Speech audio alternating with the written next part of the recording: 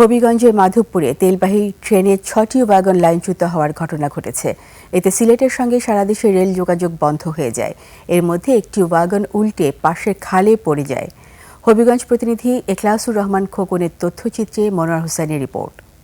Colour expert dark sap এবং mild on hands technology সমৃদ্ধ Orix advance detergent powder আপনার laundry expert. বুধবার রাত ৯:৩০টার দিকে মাধবপুর উপজেলার মন্তরা রেল স্টেশন নিকটবর্তী রাজাপুর হরিপ্রসাদপুর এলাকায় এ দুর্ঘটনা ঘটে। চট্টগ্রাম থেকে সিলেটগামী তেলবাহী ট্রেনটির ৬টি ওয়াগন লাইনচ্যুত হয়। এর মধ্যে একটি ওয়াগন উল্টে পাশের খালে পড়ে যায়, আর বাকিগুলো ছিটকে পড়ে যায় রেল লাইনের পাশে। দুর্ঘটনার পর সিলেটের সঙ্গে সারা দেশের রেল যোগাযোগ বন্ধ হয়ে যায়। লাইনচ্যুত ওয়াগন থেকে তেল সংগ্রহ করতে ভিড় জমায় সাধারণ মানুষ। পরে পুলিশ এসে পরিস্থিতি নিয়ন্ত্রণে আনে। স্টেশন মাস্টার জানান, এ ঘটনায় হতাহতের কোনো খবর পাওয়া যায়নি। Monowar Hossain, desk report, ২১ television. এদিকে জ্বালানি তেলে তীব্র সংকটে দেশ জুড়ে বিপর্যস্ত জনজীবন। বিভিন্ন জেলায় ফিলিং স্টেশনগুলোতে তেলের জন্য হাহাকার, যার সরাসরি প্রভাব পড়ছে বোরো চাষ ও পরিবহন খাতে। একদিকে তেলের নিয়মিত সরবরাহ বন্ধ, অন্যদিকে সুযোগ বুঝে চলছে অবৈধ মজুদের অপচেষ্টা। বিস্তারিত দেখুন ইউসুফ হাসান নাইমের রিপোর্টে। কুষ্টিয়া জেলার ৩৮টি ফিলিং স্টেশনে এখন খা খা রোদে দীর্ঘ অপেক্ষা।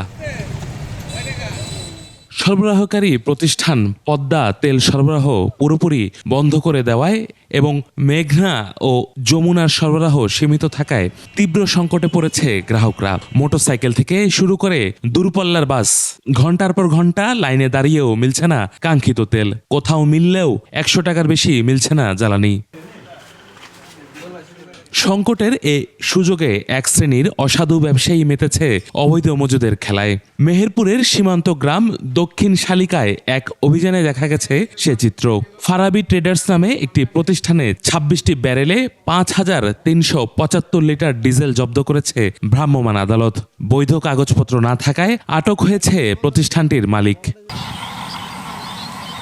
জ্বালানির এ সংকট বড় আঘাত এনেছে কৃষিখাতে।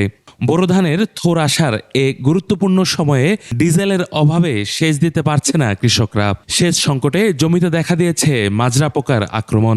ধানের শীষ শুকিয়ে যাচ্ছে আর দানার বদলে বের হচ্ছে চিটা। গাজীপুরের পাম্পগুলোতেও একই চিত্র। রেশনিং করে মোটরসাইকেলে ৩০০ আর প্রাইভেট কারে মিলছে মাত্র ১,০০০ টাকার তেল।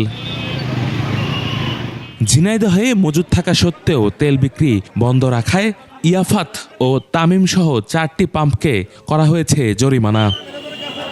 ইউসুফ হাসান নাইম, ২১ টেলিভিশন।